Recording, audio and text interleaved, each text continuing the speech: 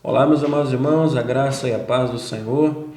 Mais uma vez estamos aqui para compartilhar a palavra do Senhor.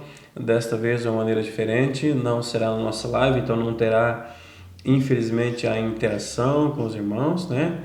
Mas certamente a palavra será edificante igualmente e poderá alimentar, poderá orientar e poderá ensinar a palavra e o caminho do Senhor para nós, amém? Então eu quero compartilhar com você um tema que sempre me chamou muito a atenção desde a minha caminhada, o início da minha caminhada com o Senhor, quando descobri que Deus tinha um plano para a minha vida. E então, que eu deveria então perguntar para ele qual é esse plano, né? Se ele tem um plano, no mínimo eu preciso buscar a ele e perguntá-lo qual é o seu plano para a minha vida. Você sabe qual é o plano de Deus para a sua vida? Você sabe qual é o chamado de Deus para a sua vida? Você sabe qual o propósito de Deus para a sua vida? Precisa descobrir, precisa buscar. Essas respostas, elas estão na vida com o Senhor, elas estão na caminhada com o Senhor. O salmista nos diz que Deus firma, Deus conserta os passos do homem a quem lhe apraz, do homem que lhe obedece e anda em seus caminhos. Está falando de movimento, né? Deus alinha aquele que se move. Logo, nós entendemos que precisamos nos mover, precisamos estar em movimento, fazendo alguma coisa, servindo de alguma maneira, nos oferecendo a Deus, né? Precisamos nos perguntar qual é o plano de Deus para as nossas vidas, mas não ficar sentado, né? Esperando que algo aconteça, nos movimentar, porque a resposta dele virá no caminhar, ok? Abre então a sua Bíblia comigo em Efésios, no capítulo 4. Apóstolo Paulo, na sua dinâmica de apóstolo, na sua veia apostólica e aqui bastante pastoral, porque tem cuidado da igreja em Éfeso e então orientado ela quanto ao seu crescimento espiritual, ele escreve aos irmãos dizendo sobre a necessidade de compreender e de chegar a um ponto que satisfaria ao Senhor.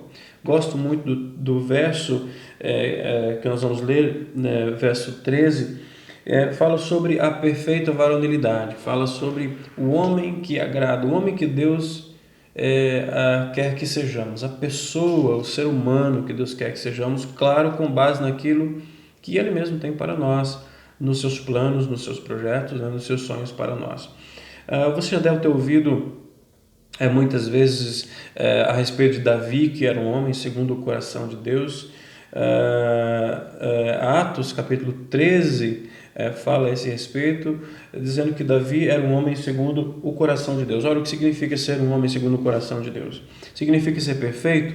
Não significa ser perfeito, mas algo me chama a atenção nesse texto e eu particularmente gasto muito mais tempo pensando e me perguntando como é o homem segundo o coração de Deus do que por que ele era exatamente o homem segundo o coração de Deus, tentando imitar Davi. Não, Davi era um homem segundo o coração de Deus, segundo o propósito de Deus para a sua vida, ou um padrão mínimo que Deus exige que os seus servos tenham. E é esse foco que eu gostaria de dar nessa mensagem, nessa oportunidade com você, para entender qual é o homem segundo o coração de Deus, ou como eu posso fazer para ser exatamente aquilo que Deus quer que eu seja. Não tenho a pretensão de explicar e orientar tudo em apenas um momento como esse, mas apenas dar o início e chamar a sua atenção para que existe algo, para que você entenda que existe algo de Deus, um direcionamento específico de Deus para cada uma dos seus filhos, do seu povo, mostrando um caminho conforme o seu chamado. Davi tinha um propósito na sua vida e ele foi segundo o coração de Deus. Foi perfeito? Não foi perfeito. Ele errou. Certamente nós vamos errar, você deve ter errado e ainda vai errar. Isso significa que somos descartáveis para Deus, que não estamos cumprindo com o propósito de Deus. Podemos estar dando tropeços, não é? Percalços na vida, mas assim como Davi, ele caiu e se levantou e seguiu a sua vida com o Senhor, nós também podemos, e ele foi homem segundo o coração de Deus. Logo, meus irmãos, nós entendemos que Deus tem um propósito e à medida que nós cumprimos esse propósito, nós o agradamos, nós realizamos os sonhos e o desejo do seu coração para nós. Amém? Efésios capítulo 4, verso 1 em diante. Vamos ler? Diz assim a palavra do Senhor. Rogo-vos, pois eu, prisioneiro no Senhor, que andeis de modo digno da vocação que fostes chamados, com toda humildade e mansidão, com longanimidade, suportando-vos uns aos outros em amor, esforçando-vos diligentemente por preservar a unidade do Espírito no vínculo da paz. Há somente um corpo e um Espírito, como também fostes chamados numa só esperança da vossa vocação. Há um só Senhor, uma só fé, um só batismo, um só Deus e Pai de todos, o qual é sobre todos, age por meio de todos e está em todos. E a graça foi concedida a cada um de nós segundo a proporção do dom de Cristo. Por isso se diz, quando ele subiu às alturas, levou cativo o cativeiro e concedeu dons aos homens. Ora, o que quer dizer subiu, senão que também havia descido até as regiões inferiores da terra? Aquele que desceu também é o mesmo que subiu acima de todos os céus para encher todas as coisas. Ele mesmo concedeu uns para apóstolos, outros para profetas, outros para evangelistas, outros para pastores e mestres, com vistas ao aperfeiçoamento dos santos para o desempenho do seu serviço, para a edificação do corpo de Cristo, até que todos cheguemos à unidade da fé e do pleno conhecimento do Filho de Deus, à perfeita varonilidade, à medida da estatura da plenitude de Cristo, para que não mais sejamos como meninos agitados de um lado para outro e levados ao redor por todo o vento de doutrina, pela artimanha dos homens, pela astúcia que induzem ao erro, mas, seguindo a verdade em amor, cresçamos em tudo naquele que é a cabeça, Cristo, de quem todo o corpo bem ajustado e consolidado pelo auxílio de toda a junta, segundo a justa cooperação de cada parte, efetua o seu próprio aumento para a edificação de si mesmo em amor. Muito bem, o apóstolo Paulo, meus irmãos, está escrevendo à igreja em Éfeso para chamar a atenção deles quanto à necessidade de construir, de trabalhar para construir uma imagem, uma figura. O verso 13 fala desta figura. Até quando? Qual é o objetivo? Qual é o limite? Eu devo buscar a Deus? Qual é o limite da minha busca ao Senhor, do conhecimento da palavra? Qual é a medida? Bom, o verso 13 diz que até que cheguemos, né? Até que cheguemos, verso 13, até que todos cheguemos à unidade da fé e do pleno conhecimento do Filho de Deus. E isso, obviamente, nos levará a uma perfeita varonilidade, ou seja, um indivíduo, um homem perfeito, um ser perfeito, à medida da estatura da plenitude de Cristo, ou seja, tendo a referência de Cristo Jesus. O nosso molde, o nosso modelo é Jesus.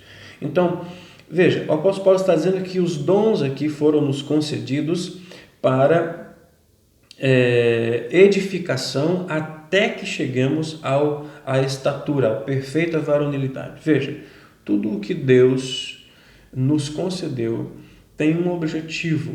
Os dons, a igreja, a família, a comunhão, o Espírito Santo, o conhecimento da palavra e assim por diante, tem um objetivo. Para que nós cheguemos ao nível, para que nós cheguemos à estatura daquilo que Ele tem para nós, do objetivo que Ele tem para cada um de nós. E este é o tema dessa mensagem, ou talvez até de uma série de mensagens que nós vamos estudar. Então o tema da mensagem é de caminho para ser um varão perfeito, para ter a perfeita varonilidade, para ser aquilo que Deus quer que sejamos. Então, de caminho para ser um varão perfeito, eu coloquei como tema desta mensagem. Para ser o varão perfeito, para ser o homem, a imagem que ele tem para nós e de nós, e lembre-se disso, a imagem que ele tem de mim, ela é diferente da sua. O meu comportamento, o meu ser, ele diverge do seu. Claro que nós temos a mesma base, nós temos os mesmos princípios, o mesmo Deus, o mesmo Espírito, não é? O mesmo batismo, um só Senhor. E logo nós vamos ver um pouquinho sobre isso. Mas existem peculiaridades que eu não posso, você não pode me copiar nesse aspecto, e eu não posso copiar você. É preciso que você tenha a sua busca de maneira objetiva e de maneira peculiar, busque aquilo que Deus tem para você.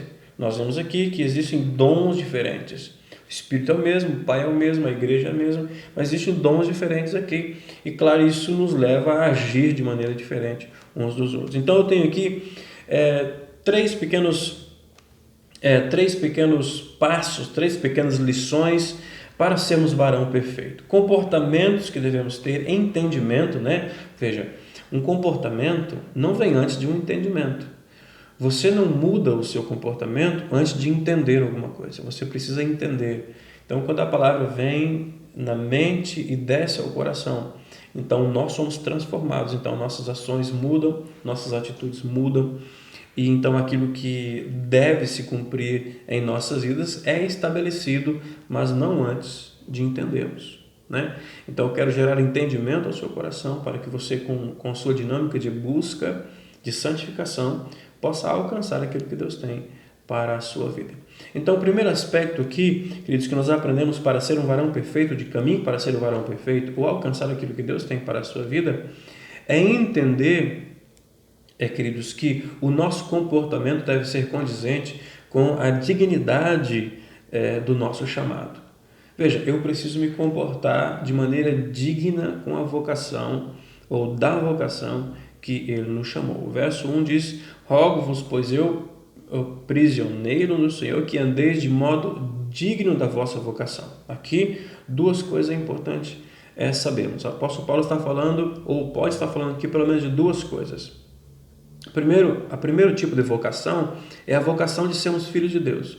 Fomos chamados para ser filhos de Deus, sermos servos de Deus.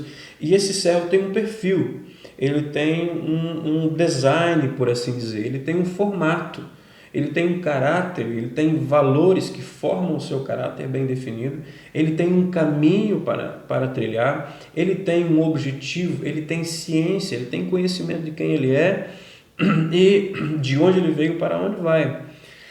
Ele é um indivíduo consciente da sua existência. Não há dúvida em seu coração de que se ele veio do macaco, Deus o criou, né? Ele é a criação de Deus, ele sabe disso, né?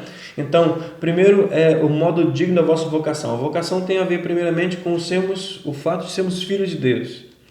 Sermos servos dele, de andarmos ou dever andar em obediência a ele e a sua palavra. Exige de nós um comportamento. Ora, seria inaceitável para qualquer um de nós, cristãos, um comportamento de prostituição, um comportamento de injustiça, de mentira, de engano. É indigno para um cristão comprar e não pagar. É indigno de um cristão não falar a verdade. É indigno, não condiz com a sua vocação. Você é servo de Deus, você é filho de Deus. E os filhos de Deus não são assim, né? A maneira dos filhos de Deus ser não são assim. Há obviamente aspectos ainda externos, né, na maneira de falar.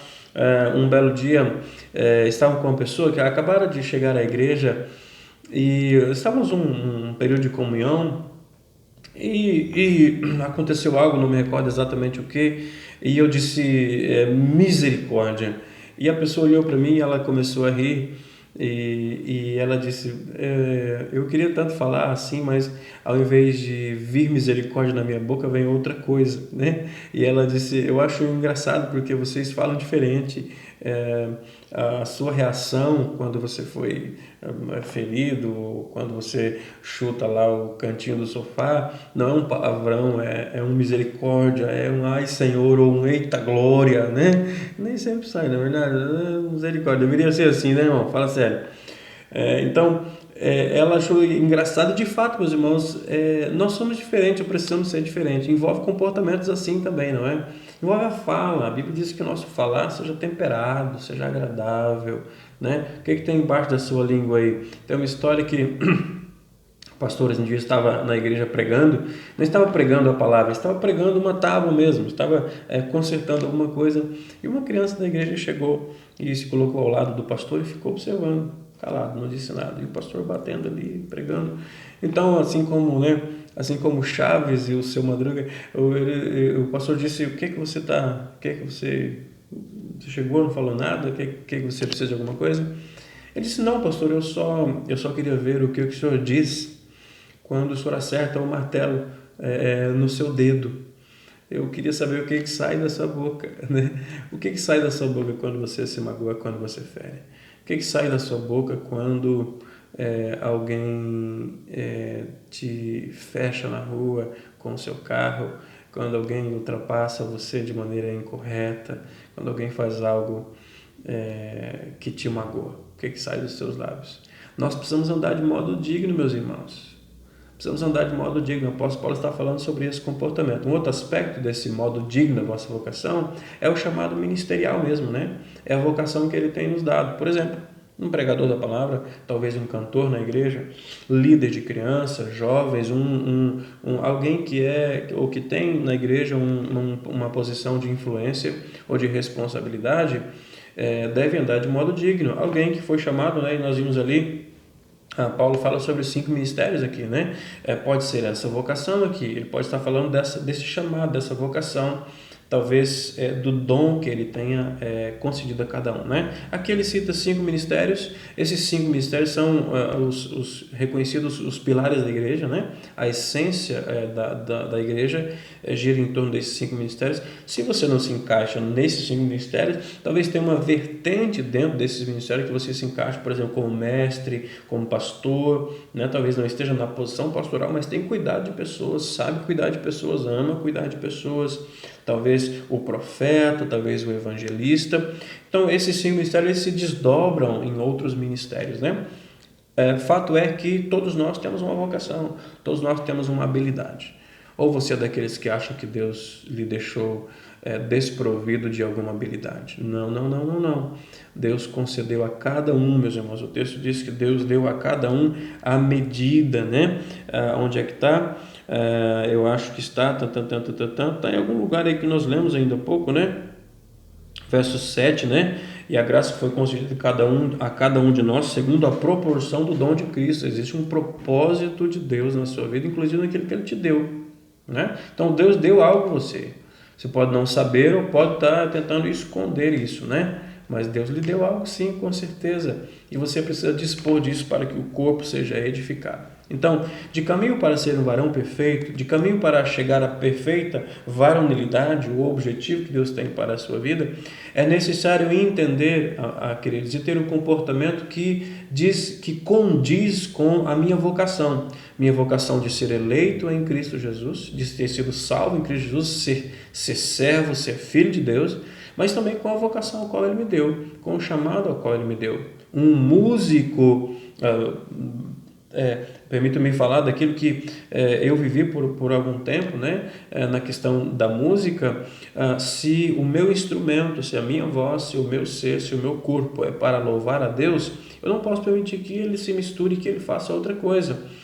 Os lábios que saem quão grande é o meu Deus, não pode sair outro tipo de música, não é? Uma fonte não pode jorrar água doce, água salgada. Os ouvidos que se emprestam a ouvir louvores a Deus, né? Como o louvor de domingo aqui na igreja, que lindo aqueles louvores, que enaltecem, que engrandecem o nome do Senhor, que revela a sua natureza tremendo.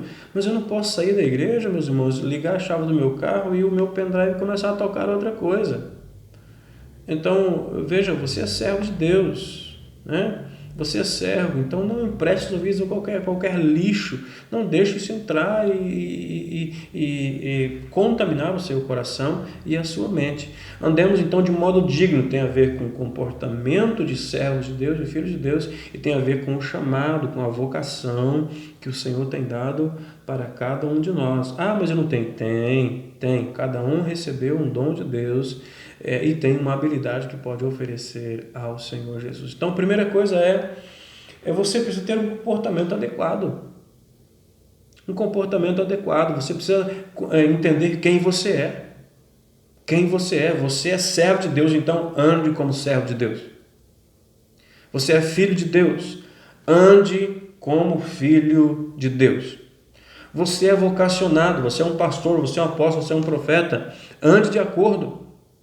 Ande de acordo. Um dia eu disse sim para o Senhor e aceitei servi-lo no ministério pastoral. Desde então minha vida mudou, meus irmãos. Eu não poderia andar mais como andava anteriormente. Meu comportamento precisa mudar. Então é preciso compreender quem nós somos e andar de modo digno. Andar de modo equivalente à nossa vocação, aquilo que Deus deu para cada um de nós, né? Verso 2 diz: com toda humildade e mansidão, com longanimidade, suportando uns aos outros em amor e procurando guardar a unidade do Espírito no vínculo da paz. Veja, a decisão de andar de acordo, de modo digno, envolve também humildade, mansidão, longanimidade, suportar, ser suporte, né? Ser apoio para alguém. E tudo isso tem a ver, tudo isso está vinculado, tudo isso está ligado ao Espírito Santo, tudo isso está ligado à vida e à comunhão que nós devemos ter com o Espírito Santo. Esse é o modo digno que o apóstolo Paulo fala que eu e você precisamos ter, que a igreja do Senhor Jesus tem que andar de modo digno, com humildade, com mansidão, com longanimidade e com o apoio, né? Suportando uns aos outros em amor, né? Óbvio, guardando o que nos une é o vínculo do Espírito Santo, gerando paz em nossas vidas, é o que o verso 2 nos diz, ok? Segunda coisa que nós precisamos fazer e ser para alcançar a perfeita varonilidade, de caminho para ser varão perfeito, é que nós precisamos entender que nós não somos autossuficientes e que nós precisamos uns dos outros. O verso 4 diz: há um só corpo e um só Espírito, como também foste chamado em uma só esperança da vocação. Há um só Senhor, uma só fé, um só batismo. Há um só Deus e Pai de todos, o qual é sobre todos e age por meio de todos e está em todos. Existe uma expressão antiga que diz que na vida nós precisamos ter pelo menos 6 amigos. Em toda a nossa vida nós precisamos ter pelo menos 6 amigos. Os 6 amigos que carregarão o nosso caixão, né? Que estarão pegando nas alças o nosso caixão. É muito pouco 6, né? Fala sério. Apenas uma expressão para lembrar que esse é o mínimo, né? Nós não podemos passar por essa vida andando só e quando ela terminar, estarmos só. Ao longo, se nós continuarmos lendo o texto a partir do verso 7, continua falando sobre essa dependência, inclusive os dons, né? Para mim, especialmente o verso 16, leia comigo, diz assim: de quem todo o corpo bem ajustado e consolidado pelo auxílio de toda junta, segundo a justa cooperação, a objetiva, justa, a honesta cooperação de todos, a justa cooperação de cada parte, efetua o seu próprio aumento para a edificação de si mesmo em amor. a minha contribuição para o corpo, a minha contribuição para a igreja ao qual Cristo é o cabeça, está dizendo ali, a minha contribuição para o corpo gera em mim mesmo crescimento e edificação. Aumento e edificação é a palavra que está ali, né? Aumento e edificação para mim mesmo. À medida que eu me entrego, à medida que eu sirvo, à medida que eu entendo que eu sou chamado, eu ando de modo digno, né? E andar de modo digno vale dizer também o seguinte: andar de modo digno é responder adequadamente ao chamado e ao dom que cada um tem. Não se negar a oferecer. Não se negar a oferecer, porque quando você se nega a oferecer o seu dom, a igreja deixa de crescer, a igreja deixa de aumentar e ser edificada. Então, andar de modo digno também é dizer sim para a vocação, para o nosso chamado. Então, veja que à medida que eu sirvo, à medida que eu me entrego em serviço ao Senhor, à medida que a igreja cresce e quando a igreja cresce, eu cresço. Eu não posso crescer só. Veja que é a justa cooperação, não é? Verso 16, de quem todo o corpo bem ajustado e consolidado pelo auxílio de toda junta, ok? Segundo a justa cooperação de cada parte. Meu irmão, nós não podemos crescer sozinhos. Não existe crescimento, não existe maturidade, não existe avanço espiritual significativo quando nós decidimos andar sozinhos. Não existe evolução espiritual, ministerial, emocional e social quando andamos só. Nós somos seres dependentes. Deus nos criou com dependência. Essa dependência tem a ver com o próprio Deus e tem a ver com as pessoas ao nosso lado, né? A ciência diz, por exemplo, eu gosto muito desse exemplo, a ciência diz que uma criança, se a criança perder a fase de aprendizado da sua fala, ela nunca mais vai aprender a falar. Entre 1 a 3 anos, se não me falha a memória, que é o período de lalação, que a ciência diz. É o período de lalação quando a criança ela começa a ouvir e então repetir. Se ela perder essa janela, não aprende mais a falar depois. Queridos, nós precisamos entender que somos dependentes. Nós nascemos com uma natureza de dependência uns dos outros. No corpo, na igreja, na comunhão com o corpo de Cristo, igualmente, nós somos dependentes uns dos outros e nós precisamos compreender isso e precisamos aceitar isso. E à medida que eu aceito, que eu entendo, que eu aceito isso, começo a viver dessa forma, então eu sou muito mais edificado e o meu irmão é muito mais edificado quando eu entendo que ele precisa de mim e eu preciso dele. Então a musiquinha antiga aí, né? Fala disso, né? Eu preciso de você, você precisa de mim, nós precisamos de Cristo, até o fim, sem parar, sem cessar, sem vacilar. É assim que nós crescemos. É assim que nós nos desenvolvemos. A nossa natureza precisa uns dos outros. Então, há um só Espírito, esse Espírito ele flui em todos, por meio de todos, e ele age em todos. A palavra é uma só, bebemos da mesma fonte, temos que nos encontrar lá sempre. É um só Deus, é um só Pai. Isso nos faz uma família, óbvio, nos tornando uma família. Essa família tem um pai, e esse pai tem um único objetivo e leva os seus filhos a cumprir e a fazer a mesma coisa. É impossível, meus irmãos, crescer sem a compreensão de que o meu crescimento passa pela sua vida. Eu preciso de você para crescer, você precisa da minha vida para crescer. Eu preciso do seu dom para crescer, você precisa do meu dom para crescer. E à medida que nós cooperamos, à medida que nós agimos e abençoamos uns aos outros, a igreja, o corpo, o ministério, enfim, a igreja cresce.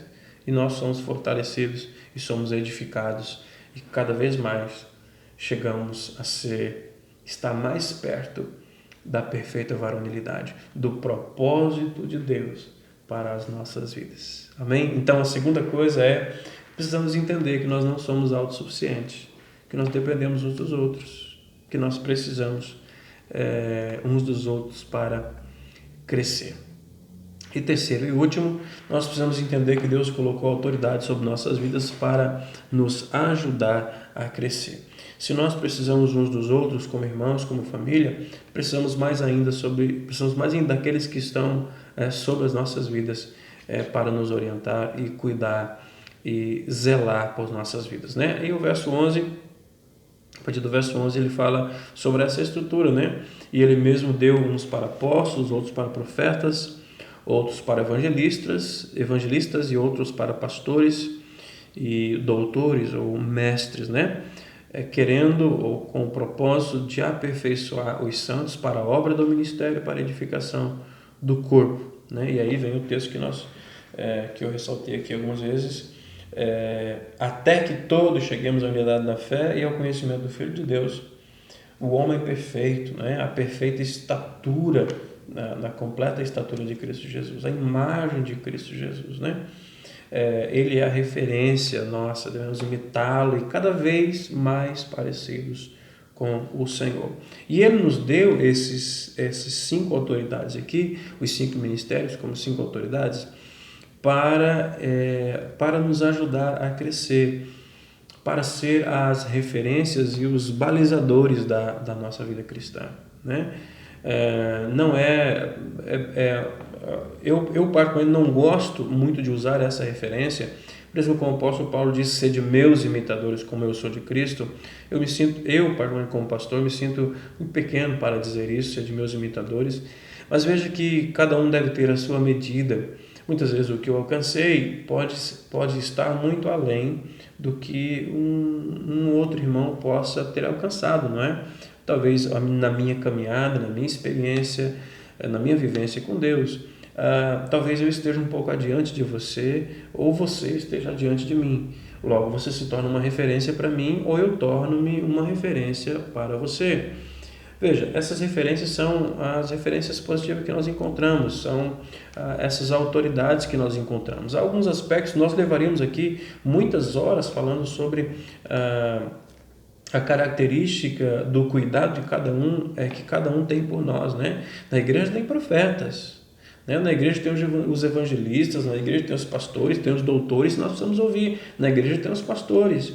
E essas pessoas, elas têm a vocação, ela tem o dom de Deus, elas foram chamadas pelo Senhor para cuidar das nossas vidas, né?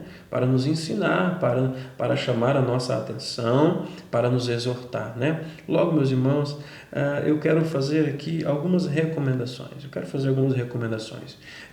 Antes de ser pastor, meus irmãos, eu sou ovelha, eu também tenho o meu pastor. E eu não me sinto, não encontro um lugar mais seguro para estar do que debaixo de uma orientação de alguém, de uma palavra de alguém. E estou sempre consultando, estou sempre falando com o meu pastor.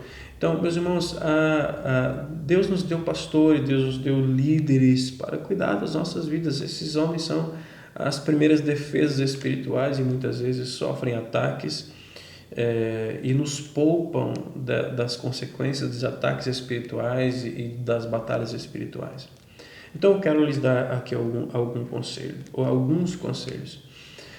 O primeiro deles tem a ver com o ministério dos mestres aqui, dos doutores, né? Meus irmãos, ouçam, busque ouvir, busque aprender de alguém. Sabe, queridos, hoje nós vivemos um tempo muito difícil, onde qualquer indivíduo que tem uma câmera nas mãos, que tem acesso à internet, grava vídeos interpretando e colocando a palavra de qualquer maneira. Meus irmãos, isso é muito perigoso, muito perigoso. Eu tenho visto muitas pessoas de maneira equivocada e absurdamente equivocada pregarem a palavra do Senhor, dizendo ser a palavra do Senhor, quando não é uma interpretação dela, é um sentimento de momento que ele teve e ele acha que aquilo é uma verdade absoluta. Só existe uma verdade absoluta, é a palavra de Deus. E essa palavra de Deus precisa ser genuína, ela precisa ser pura. Eu não posso pregar o que eu sinto. Eu, como pastor, não posso pregar o que sinto. Eu só posso pregar o que me mandaram pregar. O meu sentimento, meus irmãos, muitas vezes é de desespero, de dor, de agonia. Quantas vezes eu subi no púlpito, meus irmãos, com dores emocionais, com dores físicas, desmotivado, desanimado, tendo que pregar a palavra e comprometido com a pureza desta palavra. Então tome muito cuidado com as orientações, com as fontes que você tem ouvido a palavra. Existem mestres na igreja, existem mestres no reino de Deus. Busque encontrá-los. Como encontrar? Meu irmão, entra o Espírito Santo, entra o discernimento do Espírito Santo. É por isso que você tem que orar, você tem que ter intimidade com o Espírito Santo. É Ele quem vai confirmar, é Ele quem vai falar, é Ele que vai abrir teus olhos. É por isso que nós insistimos em chamar você para orar, para ler a Bíblia, para não sermos enganados. Amém? Então, ouça, procure ouvir os mestres da igreja. Procure ouvi-los. E cada igreja tem, toda igreja tem. Eu tenho certeza que na igreja de Mangueirinha, ou aí na igreja onde você está, perto de você, tem alguém que você olha e você sabe que quando ela abre a boca é Deus quem está falando. Que existe a sabedoria do Espírito Santo ali, que existe um dom manifesto ali. Ouça essas pessoas. E muito cuidado com os aventureiros de internet. Muito cuidado com aqueles que acham porque tem um microfone nas mãos, acham que são vocacionados. Eles podem ter boas intenções, mas se não forem chamados por Deus, não dê ouvido a eles. Ouça aqueles a quem o Senhor nos deu. O Senhor nos deu profeta, nos deu evangelista, o Senhor nos deu mestre, o Senhor nos deu pastores, o Senhor nos deu apóstolos, visões apostólicas, né? Outra coisa, meus irmãos, vá à igreja ou se submeta quando na igreja a uma autoridade pastoral. Eu não estou dizendo isso pelo fato de ocupar essa função, né, de ser chamado, mas, meus irmãos, quantas vezes nós vamos à igreja ou nós somos inseridos no reino e não queremos um pastor, nós queremos talvez alguém que venha encobrir, alguém que venha aqui apenas trazer, passar panos quentes. Não, meus irmãos, nós não precisamos de um amigo, nós somos de um pastor que diga a verdade para nós, um pastor que seja sincero e honesto. Muitas vezes vai doer. Os meus pastores muitas vezes me chamaram a atenção, me agarraram nas orelhas e doeu, mas salvaram minha vida. Salvaram a minha vida. Então, vá à igreja, seja impartível do reino de Deus, com a consciência de sujeição. Se sujeite. Para começar, a Bíblia diz para a gente se sujeitar uns aos outros, não é sujeitar o pastor, né? Para sujeitar uns aos outros.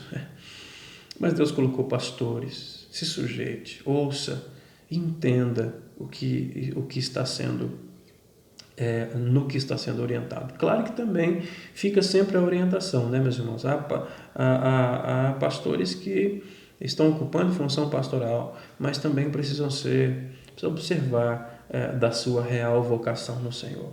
Então, cuidado com isso também. Certifique-se de que aquele indivíduo é de fato um vocacionado, né? Queridos irmãos, então, de caminho para ser varão perfeito, para alcançar o objetivo de Deus nas nossas vidas, 3 coisas são essenciais. Há outras que nós podemos ver um pouco mais adiante em um outro momento. Mas aqui 3 aspectos. Primeiro, o nosso comportamento deve ser condizente com a dignidade que é própria do nosso chamado.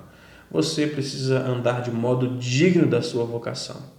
Segundo, nós não somos autossuficientes. Nós precisamos uns dos outros. E terceiro, se sujeite à autoridade que Deus colocou sobre a sua vida, porque elas são para crescimento, para nos ajudar e nos proteger. Leva-nos a crescimento e maturidade espiritual e nos protege muitas vezes dos perigos, dos riscos que nós estamos correndo e não estamos apercebidos do que está havendo ao nosso redor. Amém? Então que Deus possa abençoar a sua vida. Quero orar com você, se você puder parar um pouquinho.